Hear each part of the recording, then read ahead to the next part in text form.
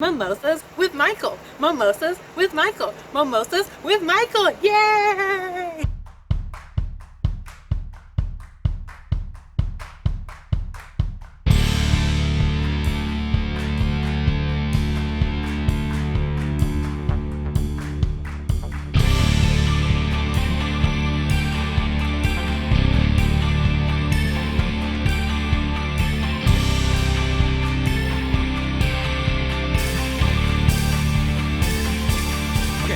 Hey everybody, this is Michael Coulombe with Mimosas with Michael, again for another awesome podcast. This time, I have an awesome person by the name of Brantley J Brown, and it's really cool. And you know what's so cool is us filming here in my backyard. One of my neighbors is smoking, so I get to smell that. So you've been on the show a few times because you were on the show we talked about one of our projects, and then you've been on the show when we did Horror House Media. But this is your own episode. You get to do your own episode now. I know. So now we're going to do the Brantley J Brown show for the next 30 minutes. So how are you doing? Pretty good. Well, I mean, I guess as good as anybody can be during all of this craziness. True. Although by the time this airs, it's probably going to be past at least when the quarantine is lifted, so there's at least that. Mm-hmm. Yeah. I'm kind of going to be sad when the quarantine's over, honestly, because I feel like I've gotten more work done as a writer on quarantine. Well, and that's actually true. And you and Less I, distractions. True. You and I, and we write together, so we've been able to do a lot of projects, which is nice. Mm-hmm. But I mean, it's just, I think from here, it's been about trying to create a good habit that we can carry over into, it's still going to be a couple of weeks or so before I think work really, really picks up, like full steady. So, I mean, we still got to carry this, I can hear you get notifications. You must be important. I don't know. It's weird. I swear when I'm on a phone call, everything starts blowing up.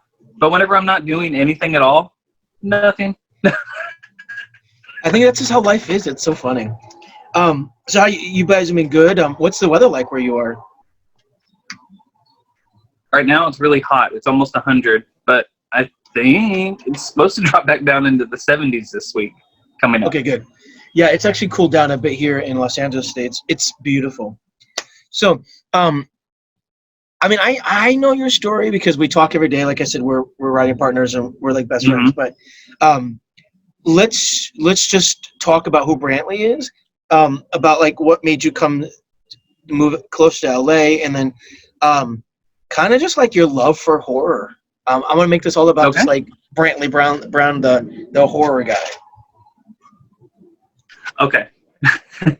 Well, then let's start with, and of course I'll do the abridged version. I've loved horror movies my entire life. It's only a 30-minute show. Right. Yeah. Well, I've loved horror movies my entire life. I think I watched the original Halloween for the first time on VHS. Some of you might not know what VHS is, but it was before DVD. Yeah, right. But I watched it on my mom and dad's old big box TV with the big wood frame and fell in love with horror movies. Couldn't get enough of them. They'd always take me to the video store, rent them. So I always decided that I said I was going to, and I'm a little kid. I don't even really know what goes into it. I just knew I wanted to make them, And so as I got older, I developed a love for writing, wrote fan fiction scripts all the way through junior high and high school, and then I kind of put it away and decided that it was probably not something that would ever really happen. I was living in the Midwest, and there's no market for it out there. So then flash forward years later, and I'm 32 years old, and suddenly I've hit a point in life where nothing's making me happy. Any job that I have is not fulfilling. And my fiance, AJ, was just about to finish college. So there was this window of opportunity, and I just threw out there kind of jokingly, so let's go to California. I want to write movies. And I'm thinking he's going to dismiss it, and then 3 months later, we're in California. And that's how I got here. And since then, I met you through a mutual friend, and we became great friends. And that was actually what was kind of awesome about how we began our journey making films together. It wasn't about that originally. I just needed somebody that I could talk to, a friend, and because I had no family out here in California, and that's how we started, just normal talking, and then found out I was a writer. You read a little bit of a script I wrote, Chuckles, and then we started writing together, and then what has that been, almost 3 years ago? Yeah, maybe 3 years. That's crazy. Yeah, 3 years. I mean, maybe 2. Yeah. Maybe a little over 2, I think. I don't think it's been 3 years. But I do know you moved here. You moved here almost 3 years ago, so it's been about 2.5, because we didn't start right away. Right, we built the friendship first. So I don't even think we started even considering that probably till 6-7 months of you being here. So I'll say 2.5 years. Yeah. So oh, sorry. Go ahead. No, it's okay. Your internet's really slow, so sometimes you're breaking up. So I'm going to try not to. Yeah, I'm going to try not to interrupt, so that way, hopefully, you can hear me. But so let's just say nowadays, in this sort of like climate of like internet and the webs and stuff, that you can write anywhere. Let's just say that, right?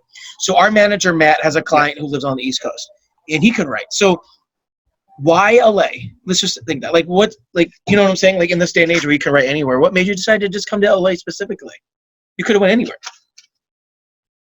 I guess it's because in reality, where writing would be, I would consider it my number one passion. Yeah. In the end of the day, I want to be somewhere where I can make movies, and that means in any way possible. Yeah. And even though you can make movies anywhere, they fly film crews, it's just universally accepted that Los Angeles and Hollywood is the sort of the capital of the film industry. True. I mean, look, I've traveled the world doing it, so. And then my other question is, and I know what my answer would be to this, but like, why horror? I mean, of course, we write everything else besides horror, so that's. But like, why horror? Yeah. Like, I said this. I was talking to on a previous podcast to Dana and Rory, and I was like, I go, if Brantley just died as a horror writer, he would be so excited. Like, that would be the legacy you want to leave behind. Because we've talked about this before. Yeah. So why horror? I want to hear from you. Like, what about horror do you love? Well, it's therapy. No. No, I agree with that. I agree with that. I always tell people that anybody who writes horror or watches horror is very well adjusted. I've always said that because I think it's therapy. Yeah, it is a little bit therapy. Horror stories in general, whether it's a film or a book, I think it's a accepted way to deal with all of the bad things that happen in the world. You can take everything that you see in the news and kind of rearrange it and slap a mask on it, and it's easier for people to digest. Okay, I agree with that. Because I me, I go to every horror convention. I'm all up in it, and everybody's like, "Why horror?" And I always kind of know my answer. It's very similar to you, so. And I again, because I think it's therapeutic, but it's like. And I guess it's also safe to say, and it's a generic answer, I just love scary movies. I don't know why. If you gave me an option of every genre of film that there is, I will always choose a horror movie to watch. Mm-hmm. I don't know. I guess I just like that thrill. Well, I think there's something to that, but I tell people, I go, in my case, it's, yes, I love horror. It's not just horror specific, but I also love the culture of horror because, look, we've gone to several horror conventions, and we've had a great time. We've met other like-minded people, you know, and I think there's something sort of awesome about that per se. So it's not just a horror movie thing. For me, it's the culture. I love the people. I think they're great. They're fun. I don't know. It's just I've always intrigued at like, what about horror? So I always ask that of people who love horror. Like, what about it do you like or enjoy? I think I know what you're saying. I think I'm starting to understand like what you say, where you like the community of horror. Yeah, there's I definitely wasn't community. as aware of that, you know, because there is such it's almost like it's a family, really. Yeah. Horror fans and horror filmmakers. And I only really started to understand the scope of that once I started professionally writing. Yeah. And like you said, going to conventions with you and meeting the other people, it's strange. Nobody looks at you. You can talk about your ideas and what you're working on or what you've worked on. And I have not met anybody yet who is like, oh my God, well, I would have done something like this. They're all like, oh, that's awesome. You know, that's a really cool idea. And that's, you know, they're supportive. And I don't know that that's very common in the film industry because, you know, it seems like everybody's always trying to get ahead. I suppose. I mean, yeah, I guess you're right. I mean, I've seen both sides, but I do find it. I mean, you are correct because I do find that in the horror community, it's like, the horror fans specifically love horror, like they love it, they eat, breathe it, and of course I get that from my cousin, Mr. Meathook, who's just like is obsessed with it. But the community is so great, so they're not like. I don't see them trying to cut each other down because they love the genre so much that they're just like, oh my God, you're gonna make another horror movie. Like, it's almost like they try to find ways to kind of like, well, as I always say, I use that term, lift you up. They're like, oh my God, please do it. Like, what can I do to help you? I'll vlog about it. I'll post about it. They just get so excited, and I think it's part of that passion that's sort of, because you know me and you and I are the same. We're like driven solely by our passion. Yeah. So I think absolutely. So when you go out and you talk to, like, I mean, dare I say fans, because they're also our good friends, but it's like, we just talk to these people and it's like, they're just like, you're doing horror? Like, it's so, like, their passion and their excitement elevates your passion and excitement, right? I love that. Exactly. I love that about it. Exactly. So, and then, what is your, it's so weird because I know all these answers, but I'm asking them anyways in the form of like, but what is your writing style? So I would say, like, when we start going to like screenings of our movies and people ask you like, oh, what's your writing style or how did you do that? How would you answer that question? My writing style. Like I can see somebody in the audience going, Mr. Brown, I'm such a big fan of your movie. Like, what is your writing style? Like, how did you get the idea, or like, where'd you get your motivation? Honestly, yes, I don't quite know how to describe it because it's even weird to me. Ideas come at the most random times. Okay. Chuckles, for example, I got the idea for that because I was going through a Halloween store and I saw a really scary clown mask and it bothered me so much I couldn't get it out of my head, and I decided the only way to exorcise that demon was to write a movie about a guy and a killer in a clown mask. You know, and it I mean, I tell people all the time. It's very chaotic.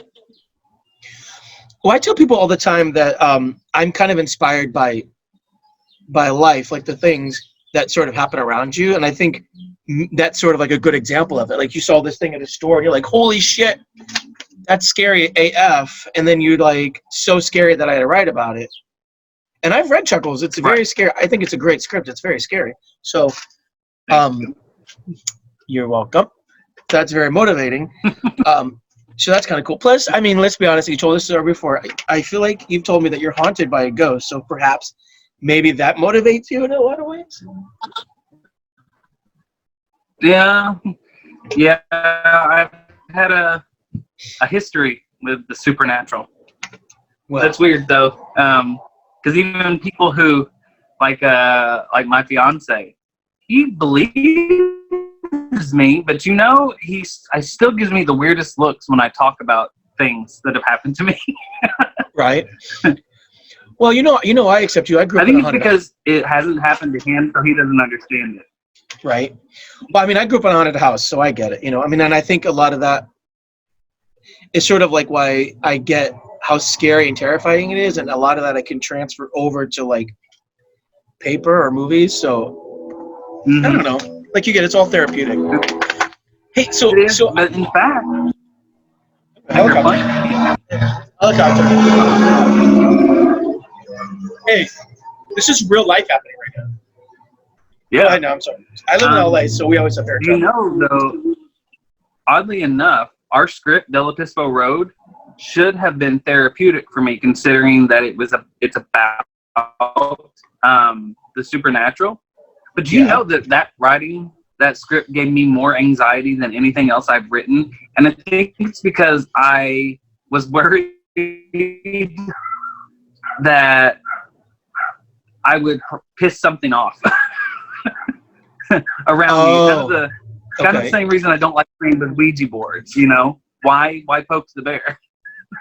No, I totally get that. You're like, it's just like sometimes you don't want to rustle up the evil spirits. I get that, but in a way, you could look at it as like it's an ode to who they are. It's not like, it's like, because when we were approached by Richardson to do Azili, the short film that we want to adapt it to a feature.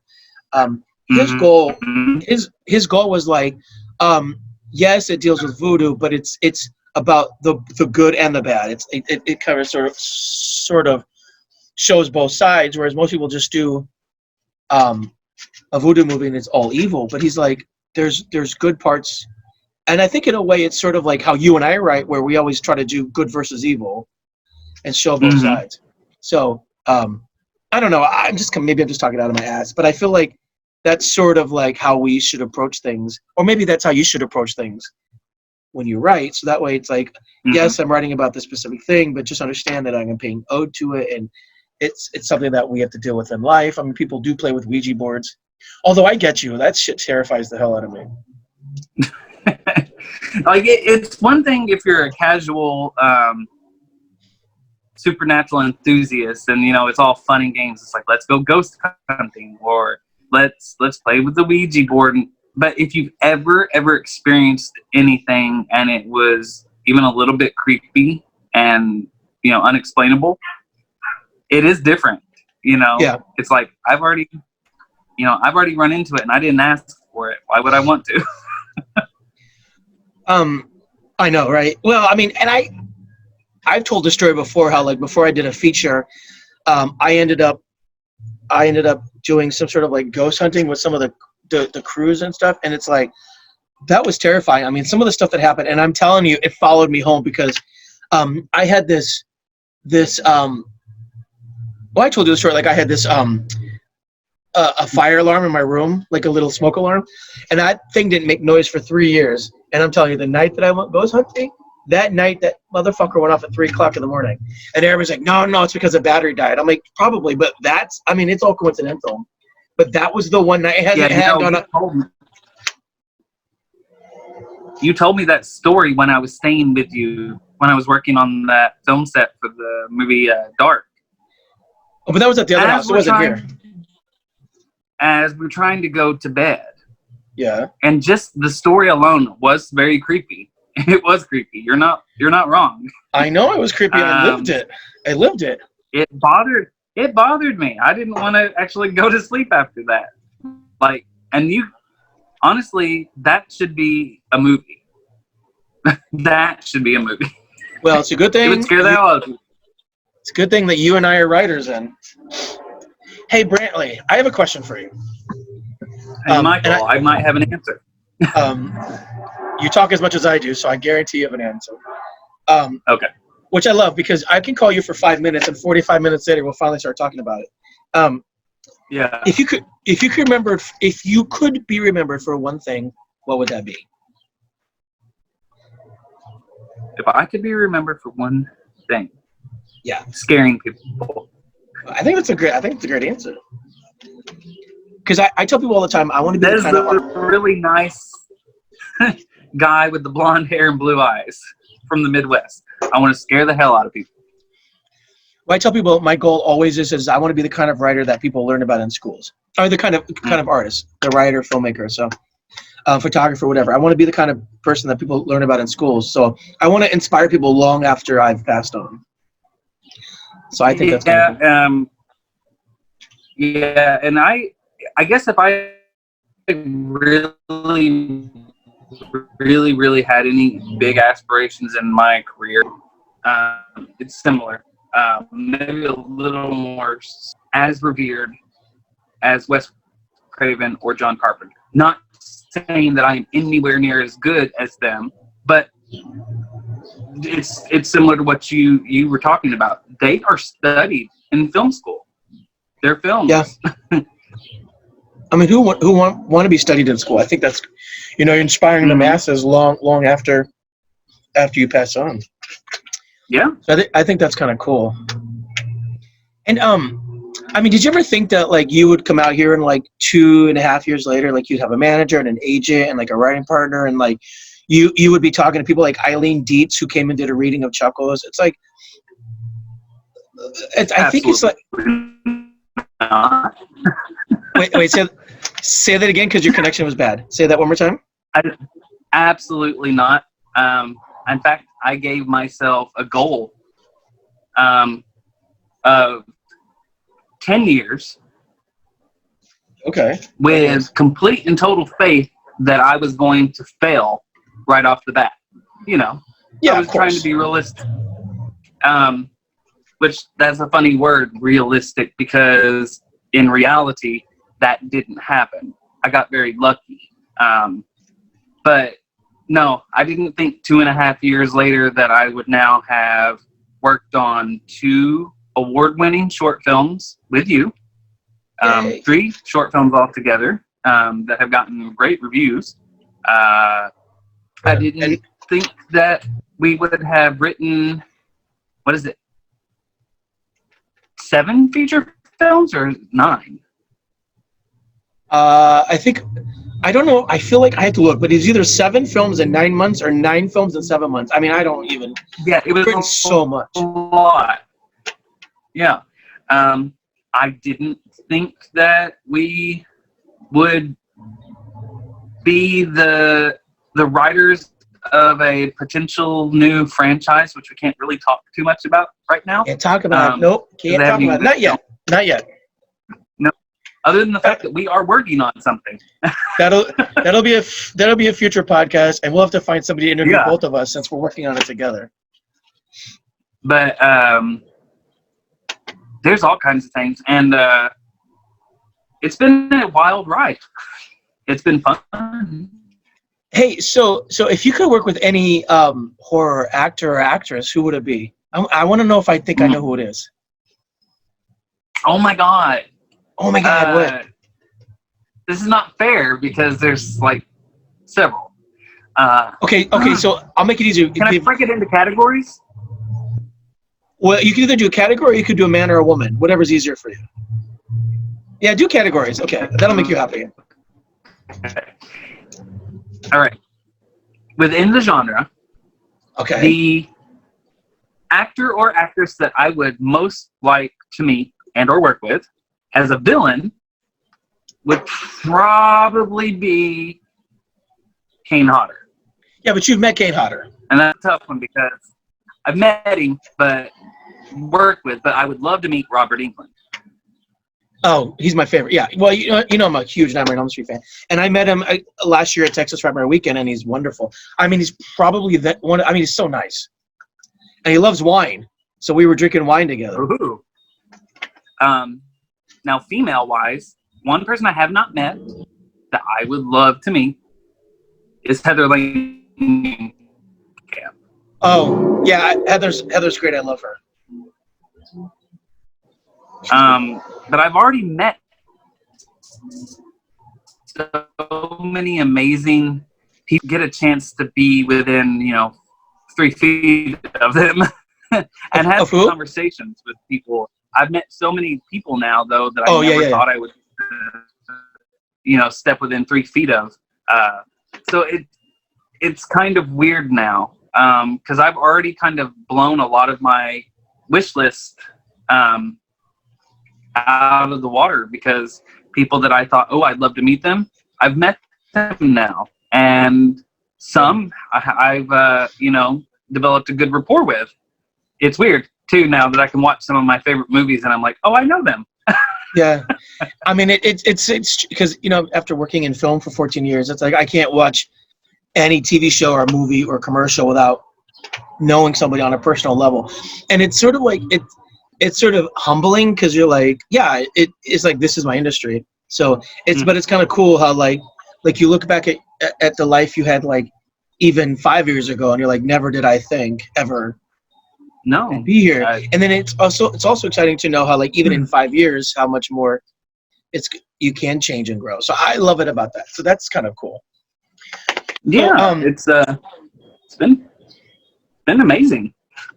So I know you're still fairly new in the industry, but if you could, because I kind of have to wrap things up sadly, but if you could give any advice to somebody who's younger and just getting started in the industry, like what advice would you give? I know you're still fairly new, but let's just say, you're being interviewed and someone's like, Mr. Brown, like, I'm a huge fan of your work. Like, how can I get started? Or what advice would you give? My advice would be to somebody starting out, trying to get into this industry as a writer, don't be afraid to work. That is one of the biggest mistakes I think somebody could make, is they think they're going to come out here. They have expectations about how quick it should happen, and they get discouraged and they stop putting in the effort. And be prepared to not make money. And that's okay. Because if you come out here and your only goal is to make a lot of money, you're going to be really disappointed, because nobody comes in here and just breaks into the business and starts raking in millions of dollars. It doesn't happen like that. You have to be determined and work for it. That's my biggest piece of advice I could give to somebody, because that's what I do. And look, you've been in the industry for longer than I have, and you still know it's constantly working towards your goals. You can't ever let up. Yeah. Because eventually you'll find somebody who's working harder than you that will surpass you. But I mean, eventually you'll hit a place where you can, I don't want people to, they're like, eventually you can slow down because you've been established. But when you're first starting out trying to get established, like, you have to just keep at it. So, and I think that's the thing, is people that come out here and they're like, oh, I'll give it 6 months, I'll give it a year. But I mean, it takes 5 years. I've been at this for almost 15. Mm-hmm. So, and I mean, I just now have a place where people know my name, and our manager's like, yeah, every time I mention your name, people know you. But I mean, it's taken me tons of work. I also have, 200 credits, but I didn't get those overnight. So, right. Brantley, guess what?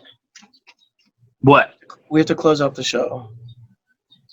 Feels like it went really fast. It does go fast. But it always does whenever we're talking. I know, it goes so fast. But this was fun, and I always love talking to you, because you have as much passion and you're just as animated as I am. So, but I'm going to put all the links to all the awesome stuff that we're working on down below in the show notes, and your Instagram and stuff. But Brantley, thank you so much for taking time out of your and I know you're busy because we're working on everything together. So I know. But but this was the Brantley J Brown episode. Finally, we've been working to get on for so long. I know. Thank you for having me. Oh, it's going to be one of many. Next time we do this, I'll actually have a mimosa, because one thing Michael knows about me, if I'm drinking, I'm even way more talkative. And I'm the same way. And that's why I had a White Claw today. But anyways, Brantley, I know your Instagram and stuff is just Brantley J Brown, but again, I'll link it below. And you're a rock star, and I'm so grateful to have you in my life, and I'm so grateful to have you as one of my friends and my writing partner. And we're gonna do a lot. I see a lot of great things. So I just want to say publicly, thank you for believing in me. I know we took a chance on each other as writing partners, and I think that we've grown a lot as friends, as writing partners. So I agree. So everybody, this is Michael Coulombe with Mimosas with Michael. You can check us out on Spotify, iTunes Radio, Google Play, iHeartRadio, Spotify. And then you can also check us out at mimosaswithmichael.com. Have a great day, everybody. Thank you so much. Take care.